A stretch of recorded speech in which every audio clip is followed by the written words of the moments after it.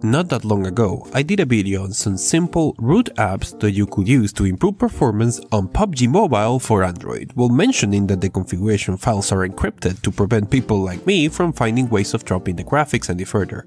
Ever since then, it seems the fascination that the PC gaming community has with modding game graphics has actually extended to PUBG, as different tools have been developed to figure out the configuration files, and now we even have apps that include some rather magical presets for the game with very interesting results and no root needed. So thank you to all that have emailed or messaged me about some of these apps. For everyone else, welcome to the LowSpecGamer, a channel dedicated to lowering game graphics to the minimum and getting the best out of low-end devices.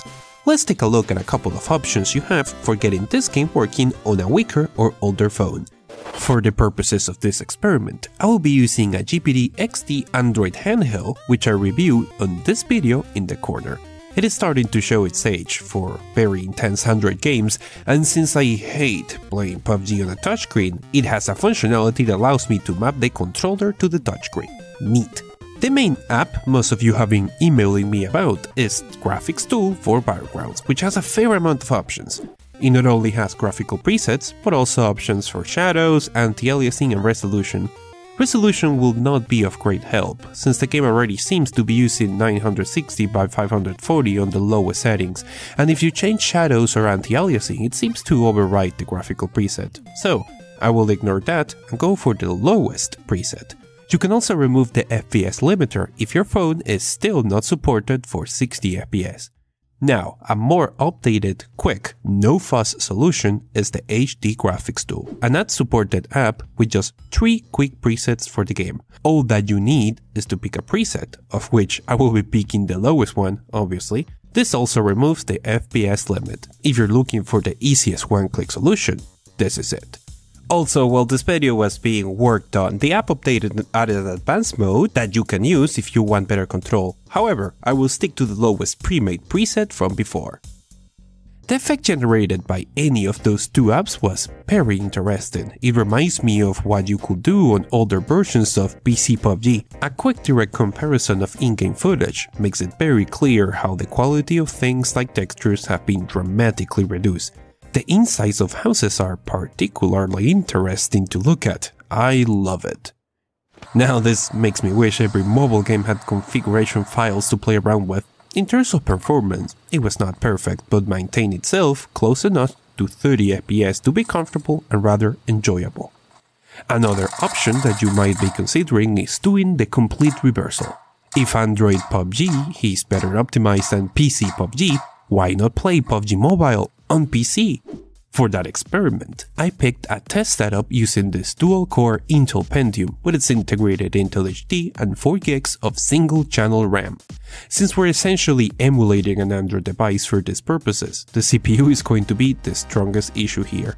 My initial attempt was with an Android emulator called Nox, which did not perform well on this setup, and none of my attempts at improving it bore any fruit. BlueStacks, another popular Android game emulator, not only did not perform well, but has graphical glitches that I could not fix, even though I tried many of the solutions out there.